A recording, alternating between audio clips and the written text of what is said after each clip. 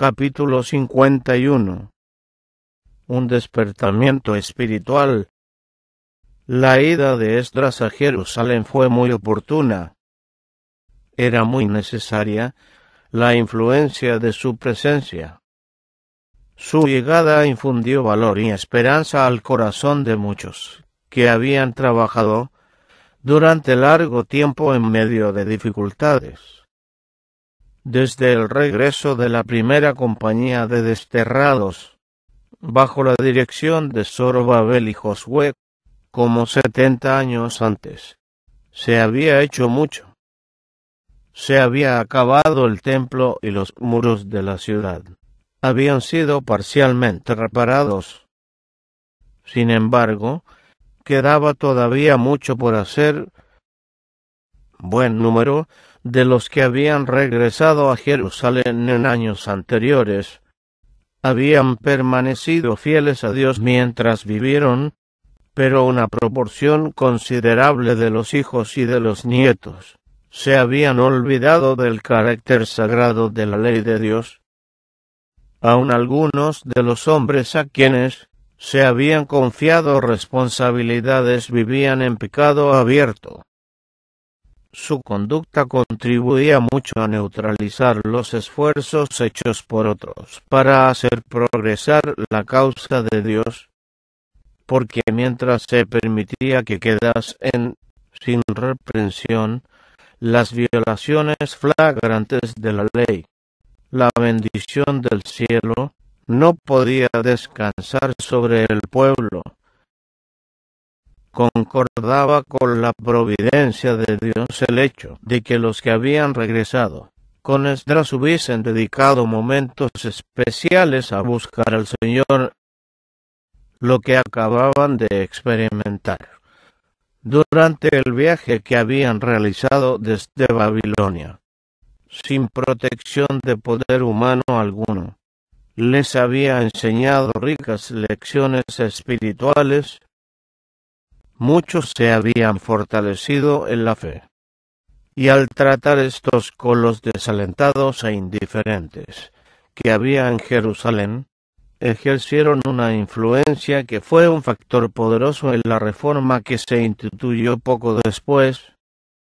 El cuarto día después de la llegada, los tesoros de plata y oro, con los vasos destinados al servicio del santuario, fueron entregados por los tesoreros en manos de los magistrados del templo, en presencia de testigos, y con la mayor exactitud. Cada objeto fue examinado por cuenta y por peso. Los hijos del cautiverio que habían regresado con Esdras ofrecieron holocaustos al Dios de Israel, en ofrenda por el pecado, y en prueba de su gratitud por la protección que les habían dado los santos ángeles durante su viaje. Y dieron los despachos del rey a sus gobernadores y capitanes del otro lado del río, los cuales favorecieron al pueblo y a la casa de Dios. Muy poco después, varios de los principales de Israel se acercaron a Esdras con una queja grave. Algunos del pueblo de Israel y los sacerdotes y levitas habían despreciado los santos mandamientos de Dios hasta el punto de casarse con miembros de los pueblos circundantes. Se le dijo a Esdras: han tomado de sus hijas para sí y para sus hijos, y la simiente santa ha sido mezclada con los pueblos de las tierras paganas, y la mano de los príncipes y de los gobernadores ha sido la primera en esta prevaricación. En su estudio de las causas que condujeron al cautiverio babilónico, Esdras había aprendido que la apostasía de Israel se debía en gran parte al hecho de que se había enredado con las naciones paganas. Él había visto que si hubiesen obedecido a la orden que Dios les diera de mantenerse separados de las naciones circundantes, se habrían ahorrado muchas experiencias tristes y humillantes. De manera que cuando supo, a pesar de las lecciones del pasado, hombres eminentes se habían atrevido a transgredir las leyes dadas para salvaguardarlos de la apostasía, su corazón se conmovió. Pensó en la bondad manifestada por Dios al dar a su pueblo otra oportunidad de establecerse en su tierra natal, y quedó abrumado de justa indignación y de pesar por la ingratitud que revelaban. Dice: lo cual oyendo yo, rasgué mi vestido y mi manto, y arranqué de los cabellos de mi cabeza y de mi barba, y sentéme atónito. Y juntáronse a mí todos los temerosos de las palabras del Dios de Israel, a causa de la prevaricación de los de la transmigración. Mas ya estuve sentado atónito hasta el sacrificio de la tarde. A la hora del sacrificio vespertino, Esdras se levantó y, rasgando de nuevo sus vestiduras, cayó de rodillas y descargó su alma en súplica al cielo.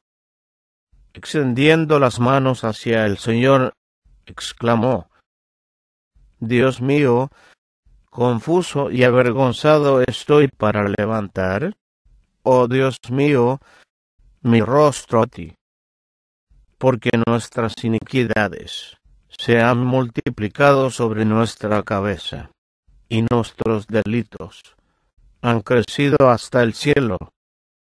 Desde los días de nuestros padres, continuó suplicando, hasta este día, estamos en grande culpa, y por nuestras iniquidades nosotros, nuestros reyes y nuestros sacerdotes, hemos sido entregados en manos de los reyes de las tierras, a cuchillo, a cautiverio, y a robo, y a confusión de rostro, como hoy día. Y ahora, como por un breve momento, fue la misericordia de Jehová nuestro Dios, para hacer que nos quedase un resto libre, y para darnos estaca en el lugar de su santuario, a fin de alumbrar nuestros ojos, nuestro Dios, y darnos una boca de vida en nuestra servidumbre. Porque siervos éramos, mas en nuestra servidumbre no nos desamparó nuestro Dios, antes inclinó sobre nosotros misericordia delante de los reyes de Persia, para que se nos diese vida, para alzar la casa de nuestro Dios, y para hacer restaurar sus asolamientos, y para darnos vallado en Judá y en Jerusalén. Mas ahora, ¿qué diremos, oh Dios nuestro, después de esto? Porque nosotros hemos dejado tus mandamientos, los cuales prescribiste por mano de tus siervos, los profetas. Punto más después de todo lo que nos ha sobrevenido a causa de nuestras malas obras, y a causa de nuestro grande delito, ya que tú, Dios nuestro, estorbaste que fuésemos oprimidos bajo de nuestras iniquidades, y nos diste este tal refugio, hemos de volver a infringir tus mandamientos, y a emparentar con los pueblos de estas abominaciones. No te ensañarías contra nosotros hasta consumirnos, sin que quedara resto ni escapatoria. Jehová, Dios de Israel, tú eres justo, pues que hemos quedado algunos salvos, como este día. Henos aquí delante de ti en nuestros delitos, porque no es posible subsistir en tu presencia a causa de esto. El pesar de Esdras y de sus asociados por los males que se habían infiltrado insidiosamente en el mismo corazón de la obra de Dios, produjo arrepentimiento. Muchos de los que habían pecado quedaron profundamente afectados. Y lloraba el pueblo con gran llanto. Empezaron a comprender en forma limitada el carácter odioso del pecado y el horror con que Dios lo considera. Vieron cuán sagrada es la ley promulgada en el Sinaí, y muchos temblaron al pensar en sus transgresiones. Uno de los presentes, llamado Sechanías, reconoció la verdad de todas las palabras dichas por Esdras. Confesó: nosotros hemos prevaricado contra nuestro Dios, pues tomamos mujeres extranjeras de los pueblos de la tierra. Mas hay aún esperanza para Israel sobre esto.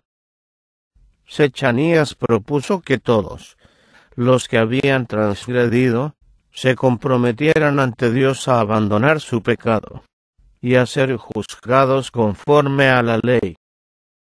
Dio esta invitación a Esdras: levántate, porque a ti toca el negocio, y nosotros seremos contigo. Esfuérzate.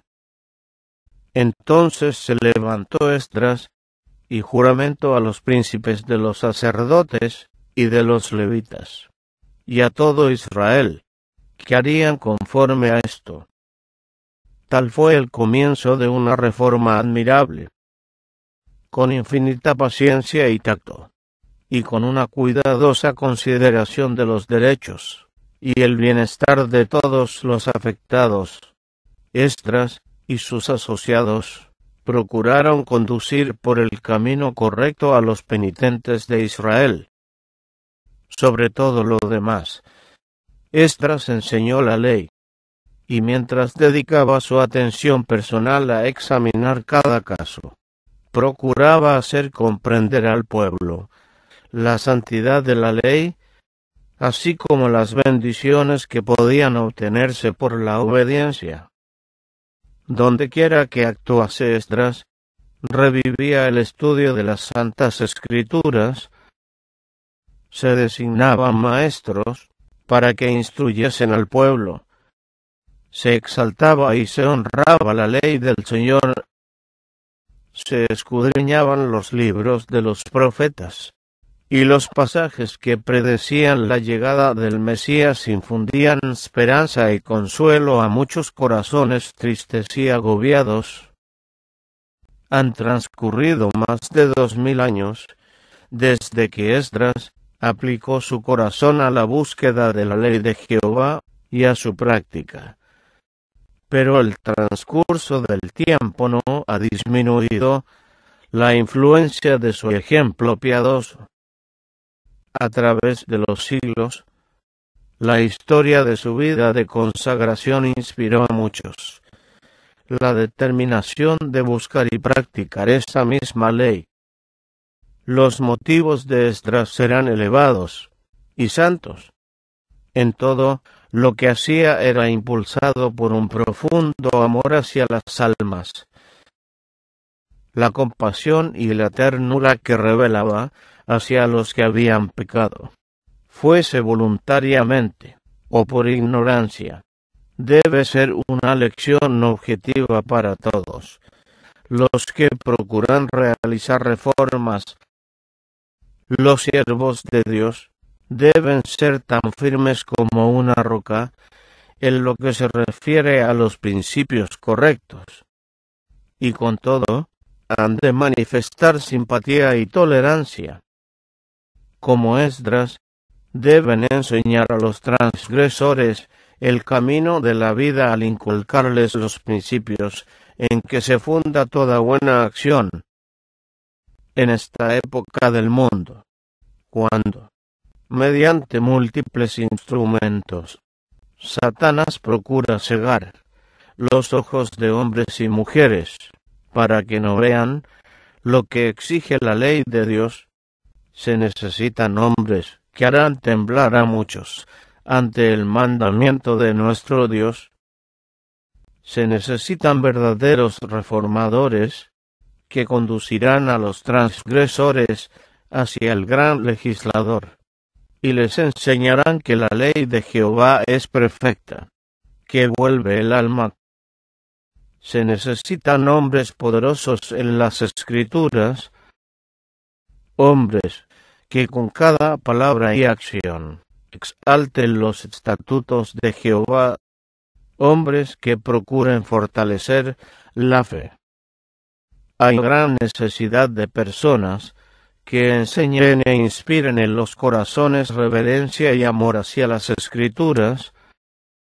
La iniquidad que prevalece extensamente hoy puede atribuirse en cierta medida al hecho de que no se estudian ni se obedecen las Escrituras, porque cuando la palabra de Dios es desechada, se rechaza su poder para refrenar las malas pasiones del corazón natural. Los hombres siembran para la carne, y de la carne siegan corrupción. Al poner a un lado la Biblia, se ha abandonado la ley de Dios, la doctrina por la cual se enseña que los hombres quedan relevados de obedecer a los preceptos divinos. Ha reducido la fuerza de la obligación moral y abierto las compuertas de la iniquidad que inunda al mundo. La perversidad, la disipación y la corrupción lo están arrasando como un diluvio abrumador. Por doquiera se ven envidias, malas sospechas, hipocresía, enajenamiento, emulación, contienda y traición de los cometidos sagrados, complacencia de las concupiscencias, todo el sistema de los principios religiosos y las doctrinas que debiera formar el fundamento y el esqueleto de la vida social, se asemeja a una masa tambaleante, a punto de caer en ruinas en los últimos días de la historia de esta tierra. La voz que habló desde el Sinaí sigue declarando: no tendrás dioses ajenos delante de mí. El hombre opuso su voluntad a la de Dios, pero no puede acallar la voz del mandamiento. El espíritu humano no puede eludir su obligación para con una potencia superior. Pueden abundar las teorías y las especulaciones. Los hombres pueden procurar oponer la ciencia a la revelación, y así descartar la ley de Dios, pero la orden se repite cada vez con más fuerza. Al Señor tu Dios adorarás, y a Él solo servirás.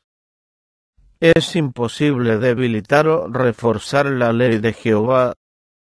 Tal como fue, subsiste.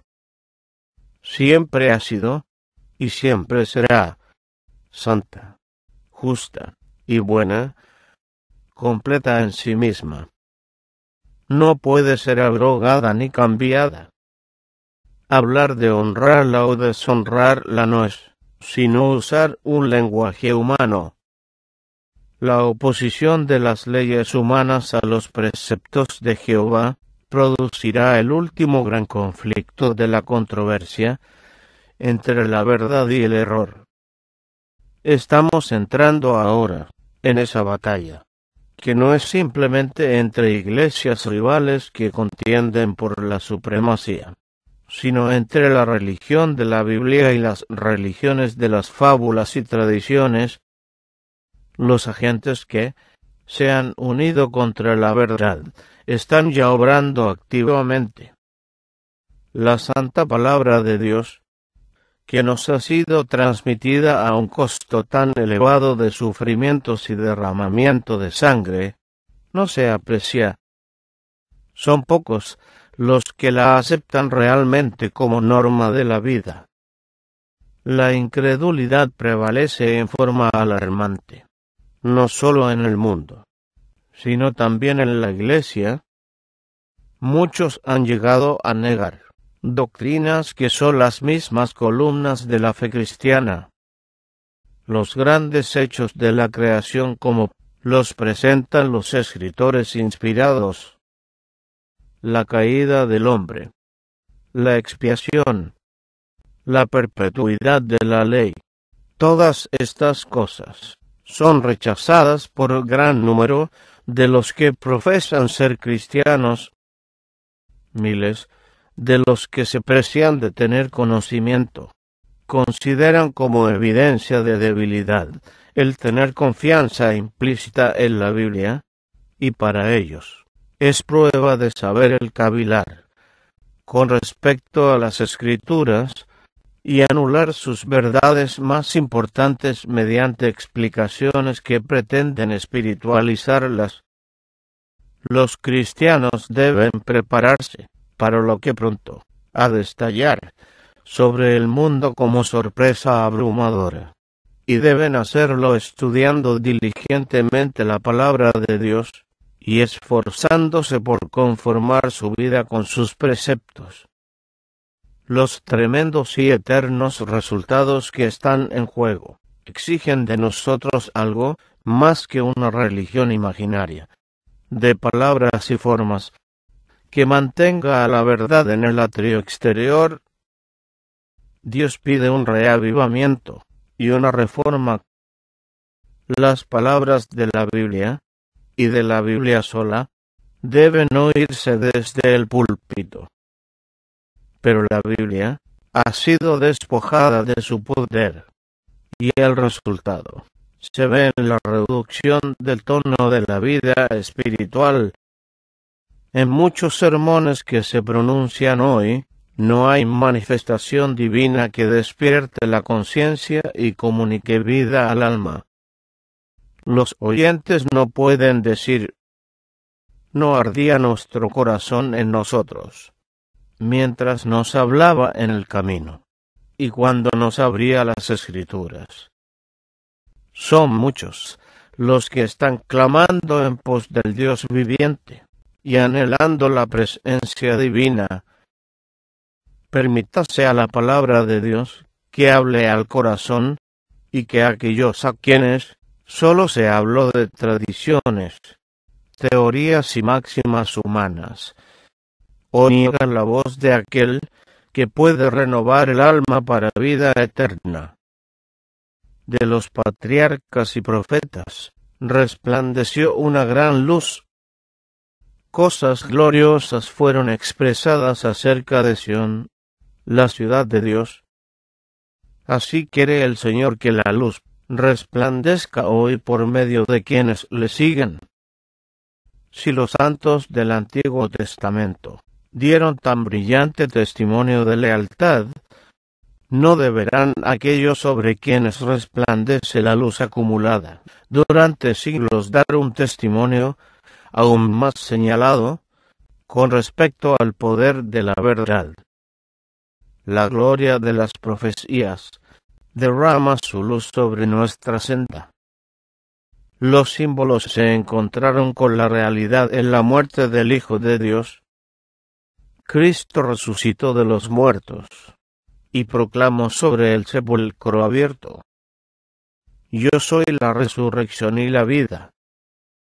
Envió su Espíritu al mundo para recordarnos todas las cosas, y por un milagro de su poder preservó su palabra escrita a través de los siglos. Los reformadores, cuya protesta nos dio el nombre de protestantes, consideraron que Dios los había llamado a dar al mundo la luz del Evangelio, y en su esfuerzo por hacerlo, estaban listos para sacrificar sus bienes, su libertad y aun la misma vida. Frente a la persecución y la muerte, el Evangelio se proclamó lejos y cerca. La palabra de Dios fue comunicada al pueblo, y todas las clases, humildes y encumbrados, ricos y pobres, sabios e ignorantes, la estudiaron con avidez por su cuenta. Somos nosotros, en este último conflicto de la gran controversia, tan fieles a nuestro cometido como lo fueron al suyo los primeros reformadores. Tocad trompeta en Sión, pregonad ayuno, llamad congregación, reunid el pueblo, santificad la reunión, juntad los viejos, congregad los niños, y los sacerdotes, ministros de Jehová,